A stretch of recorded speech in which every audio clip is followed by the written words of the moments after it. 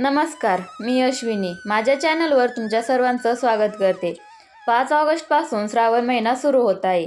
श्रावण महिन्यात दर सोमवारी सुवासिनी व्रत करत असतात। त्याचबरोबर काही जण पूर्ण श्रावण महिना उपवास करत असतात।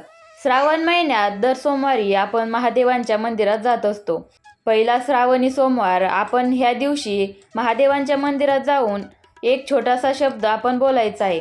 जर तुमच्याही घरात तुम्ही मिळून आणलेल्या पैशापेक्षा जास्त खर्च होत असेल, म्हणजेच काय तर कमाईपेक्षा जर खर्च जास्त होत असेल तर ह्यामुळे ही समस्या दूर होते। जर तुमचाही वायफळ गोष्टीवरती पैसा खर्च होत असेल, जर तुम्ही कितीही ठरवलं की ह्या ठिकाणी खर्च करायचा नाही, त्या ठिकाणी तरी खर्च होत असेल, आलेला पैसा कधी आला आणि कधी गेला हे देखील कळत नाही, अगदी त्याला पाय फुटली काय असे काही वेळा वाटू लागते। जर तुम्हालाही असे वाटत असेल तर आजचा व्हिडिओ तुमच्यासाठी। त्यासाठी व्हिडिओ शेवटीपर्यंत नक्की बघा।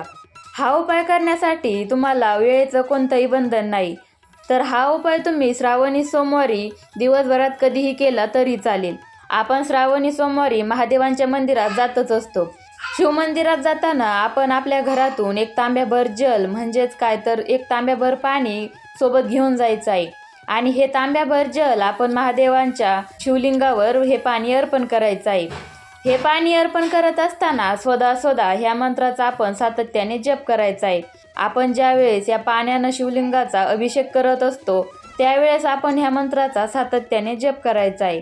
त्यानंतर महादेवांच्या समोर आपण नतमस्तक होऊन महादेवांना आपली जी काही अडचण असेल, जी काही समस्या असेल ती आपण बोलून दाखवायची आहे। त्या समस्यातून आपल्याला मुक्ती द्यावी किंवा आपल्याला त्या समस्यातून बाहेर निघण्याचा मार्ग दाखवावा अशी प्रार्थना करायची आहे। धन टिकत नसेल तर ते धन टिकू दे, धनात वृद्धी होऊ दे असे बोलायचे आहे।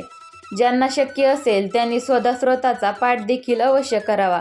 स्वदास्रोत हे तुम्हाला इंटरनेटवरती सहज मिळून जाईल। तर हा छोटासा आणि साधा सोपा उपाय तुम्ही नक्की करून बघा।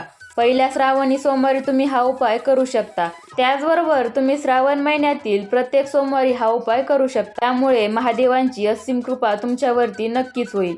महादेवांचा आशीर्वाद तुम्हाला नक्कीच भेटेल। यामुळे तुमची जी काही धनासंबंधी अडचण आहे ती दूर होईल। तुम्हाला तुमच्या संकटातून मुक्ती भेटेल। यामुळे तुमच्या घरात सुख समृद्धी नांदेल आणि महादेवांचा आशीर्वाद तुमच्यावरती नेहमी राहील। तर हा होता एक छोटासा उपाय।